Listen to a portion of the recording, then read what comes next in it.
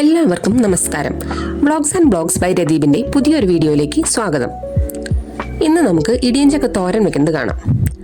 ആദ്യമായി ചക്കയുടെ മുള്ള് ചെത്തിക്കളഞ്ഞ് വൃത്തിയായി കഴുകി നുറുക്കിയെടുക്കുക. ഇത് കുക്കറിലിട്ട് ഉപ്പും മഞ്ഞൾപ്പൊടിയും 1/2 ഗ്ലാസ് വെള്ളവും ചേർത്ത് 3 വിസിലടിച്ചാൽ തന്നെ നന്നായി വെന്ത് കിട്ടും. ഇനി തോരന് വേണ്ട അരപ്പ് തയ്യാറാക്കാം. ഒരു കഷ്ണം ഇഞ്ചി, വെളുത്തുള്ളി, പച്ചമുളക്, വേപ്പില, തേങ്ങ എന്നിവ ഒതുക്കിയെടുക്കാം.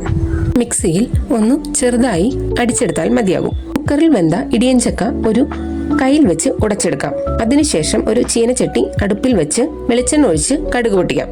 അതിനുശേഷം ഉഴുന്ന് കൂടി ചേർത്ത് ഒന്ന് മൂത്ത് വരുമ്പോൾ അരിഞ്ഞു വെച്ച ഉള്ളിയും വേപ്പിലയും കൂടി ചേർത്തിളക്കാം. ഒതുക്കിയെടുത്ത അരപ്പ് കൂടി ചേർത്ത് ഒന്ന് പച്ചമണം മാറുമ്പോൾ അതിലേക്ക് 1/2 സ്പൂൺ മഞ്ഞൾപ്പൊടി, 1 സ്പൂൺ മുളക് പൊടി, ആവശ്യത്തിന് ഉപ്പ് എന്നിവ ചേർത്ത് മൂപ്പിച്ചെടുക്കാം.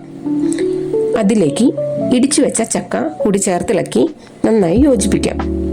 നമ്മുടെ നാടൻ ഹെൽത്തി ഇടിയഞ്ചക്ക തോരൻ ഇവിടെ റെഡിയാണ്.